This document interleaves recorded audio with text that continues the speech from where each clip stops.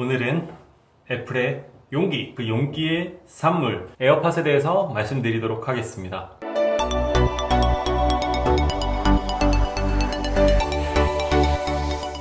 안녕하세요, 더테크의 제이입니다.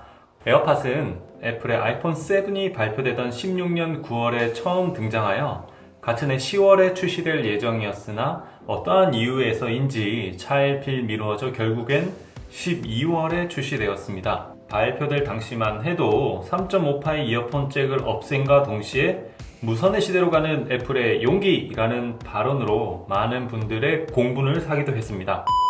출시된 지 약 2년이 지난 지금 이 에어팟을 다시 한번 돌아보도록 하겠습니다.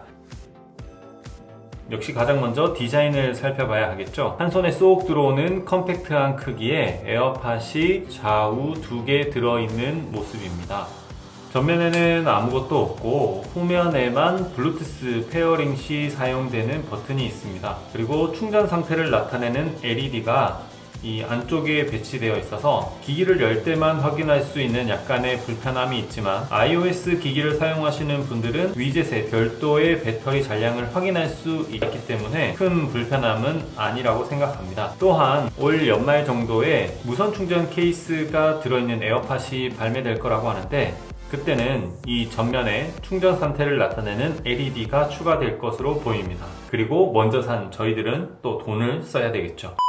에어팟은 이전에 유선 이어폰인 이어팟과 비슷하게 생긴 모습입니다. 때문에 선만 잘린 이어팟, 전동 칫솔, 콩나물 대가리 등 많은 패러디를 낳기도 했습니다. 하지만 이제 어느 정도 내이징이 되어서 그런지 디자인이 그다지 나빠 보이지도 않을 뿐더러 이 작은 본체 안에 W1 칩이라든지 사용자의 음성을 녹음하는 빔포밍 마이크라든지 착용을 감지하는 근접 센서라든지 그리고 배터리가 들어가는 애플의 대단한 하드웨어 기술력에 감탄하게 됩니다. 간혹 에어팟을 예쁘지 않게 혹은 어색하게 끼시는 분들이 있으시던데요. 에어팟의 올바른 사용법은 다음과 같습니다.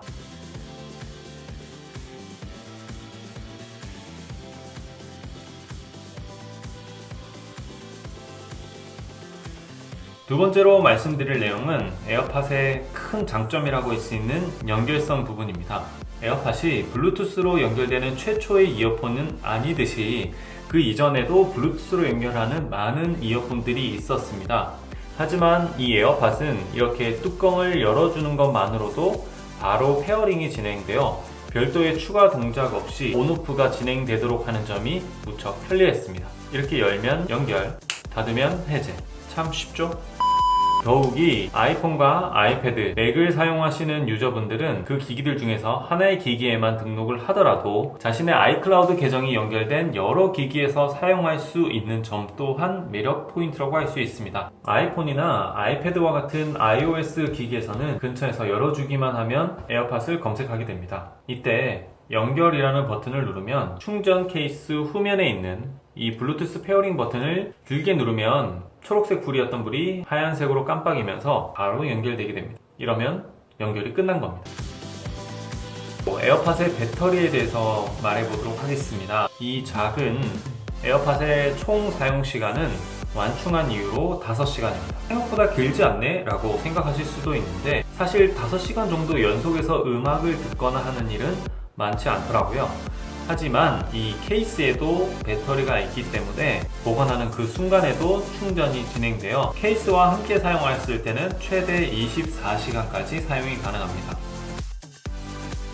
이 아이패드나 아이폰 같이 iOS를 사용하시는 유저분들이라면 에어팟의 모든 부가 기능을 이용하여 100%의 능력을 사용하실 수가 있습니다. 이렇게 근처에서만 열면 바로 에어팟이 검색이 된다든지 음악을 듣다가 잠시 빼면 음악이 중지가 되고 다시 끼우면 음악이 재생된다든지 에어팟의 본체를 2번 톡톡 치면 시리를 부르거나 여타의 명령을 할 수 있다든지 위젯을 통해서 배터리 충전 잔량도 확인할 수 있어서 iOS에서는 에어팟이 굉장히 편리한 블루투스 이어폰인 것은 부정할 수가 없습니다. 그렇다면 과연 안드로이드 유저도 사용할 만할까요?